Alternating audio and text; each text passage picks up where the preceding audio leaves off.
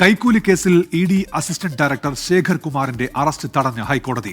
ശേഖർ കുമാറിന്റെ മുൻകൂർ ജാമ്യാപേക്ഷയിൽ വിജിലൻസിന് കോടതി നോട്ടീസ് അയച്ചു. കേസ് ഈ മാസം 11-ന് വീണ്ടും പരിഗണിക്കും. വിഷ്ണു സുരേഷ് ചേരുന്നുണ്ട് കൊച്ചിയിൽ നിന്ന്. വിഷ്ണു, വിവരങ്ങൾ എന്തൊക്കെയാണ്? ഇ.ഡി. കേസൊതുക്കാൻ കോഴ എന്ന് പറഞ്ഞ് വിജിലൻസ് എടുത്ത കേസിലെ ഒന്നാം പ്രതിയാണ് കൊച്ചി എൻഫോഴ്സ്മെന്റ് ഡയറക്ടറേറ്റ് യൂണിറ്റിലെ ഡെപ്യൂട്ടി അസിസ്റ്റന്റ് ഡയറക്ടറായ ശേഖർ കുമാർ. ഇയാൾക്കെതിരെയാണ് നിലവിൽ കേസന്വേഷണമൊക്കെ നടക്കുന്നത്. ഇതിനിടയിലാണ് മുൻകൂർ ജാമ്യാപേക്ഷയുമായി ശേഖർ ഹൈക്കോടതിയെ സമീപിച്ചത്.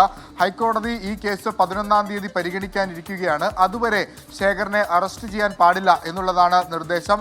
ഈ കേസ് തനിക്കെതിരെ കെട്ടിച്ചമച്ചതാണ്. ഈ പരാതിക്കാരന് ഇ.ഡി. കേസുണ്ട്.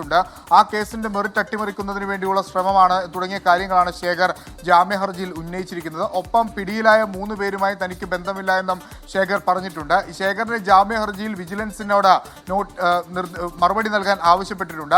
വിജിലൻസ് നേരത്തെ വ്യക്തമാക്കിയത് ശേഖറിന്റെ ജാമ്യ ഹർജിയെ പൂർണ്ണമായും എതിർക്കുമെന്നാണ്. അതായത് അന്വേഷണം പ്രാഥമിക ഘട്ടത്തിലാണ്. ആ ഒരു പശ്ചാത്തലത്തിൽ ശേഖറിന് ജാമ്യം നൽകിയാൽ അന്വേഷണത്തിൽ തിരിച്ചടി ഉണ്ടാകും. ഇയാളെ ചോദ്യം ചെയ്യേണ്ടതുണ്ട് എന്നുള്ളതാണ് വിജിലൻസിന്റെ തീരുമാനം. അതുകൊണ്ട് വിജിലൻസ് ആ അഭിപ്രായം കോടതിയെ അറിയിക്കും. 11-ാം തീയതി കേസ് പരിഗണിക്കുന്നതുവരെ ശേഖറിന്റെ അറസ്റ്റ് തടഞ്ഞിട്ടുണ്ട്. അതിനുശേഷമായിരിക്കും തുടർ നടപടികൾ ഉണ്ടാകുക.